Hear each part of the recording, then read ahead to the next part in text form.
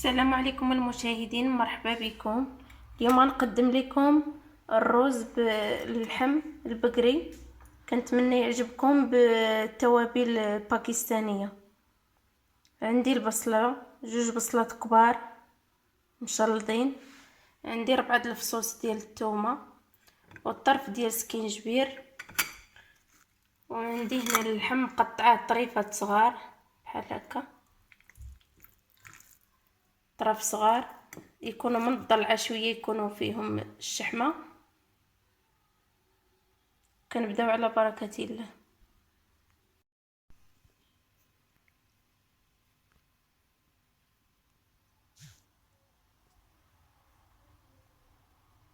بعد ما كنديروا كلشي في الطنجره هكا ديال الضغط، تنزيد واحد راس المعلقه صغيره ديال السمن الحار،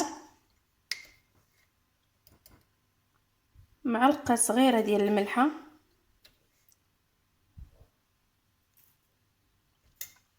تنزيدو سكينجبير غبره واخا تدرنا سكينجبير طري، تنزيدو حتى شويه سكينجبير غبره.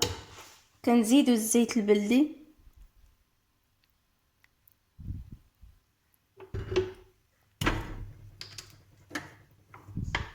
ونزيدو الزيت العادي،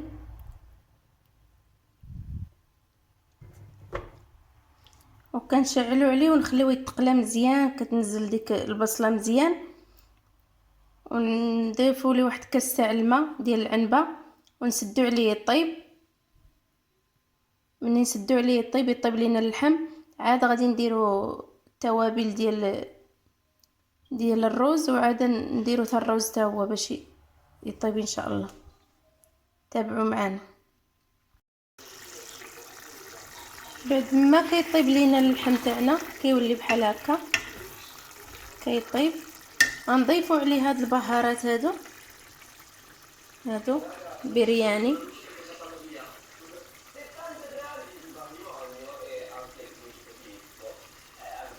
هادو خاصين بالرز بسماتي، راهم حلال.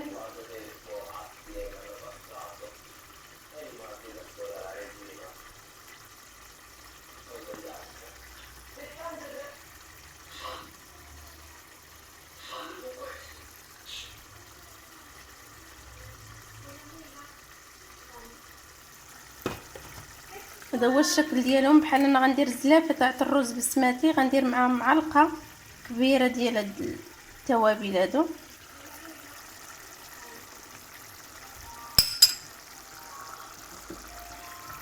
عندي الرز بسماتي هو هذا، هو اللي كنستعمل. كيجي مع هاد الرز مع هاد اللحم هاد الطريقه.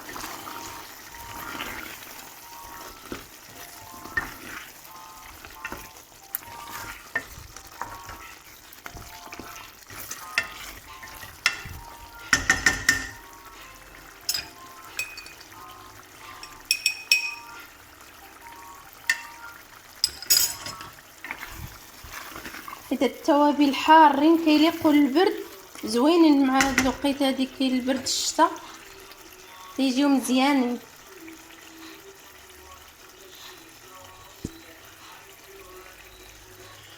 سمحوا لي مع خدامه عيب ايد تنصور بها.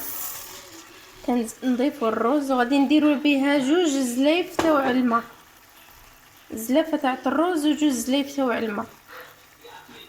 من بعد نتلاقاو. بعد ما كنمرقوا الطنجره ديالنا،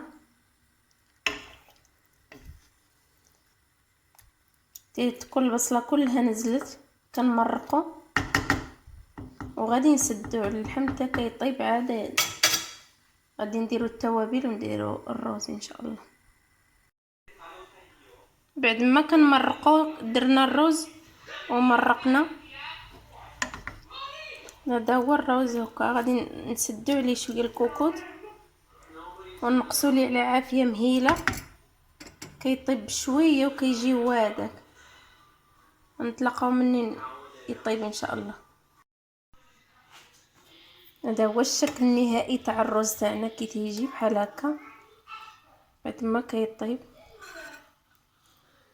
ما كيجي لا معجن لا والو، كيجي هكا فارز.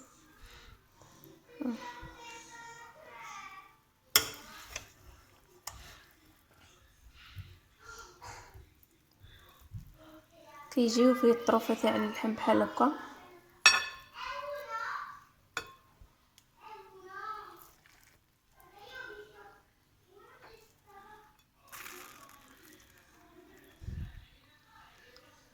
هذا هو الروز، كنتمنى ان شاء الله يعجبكم. كيجي هكا بالنسبه اللي بغى يديرو هكا غير العشاء خفيف، كيجي زوين. كنتمنى يعجبكم، تاكلوه بالصحه والراحه ان شاء الله.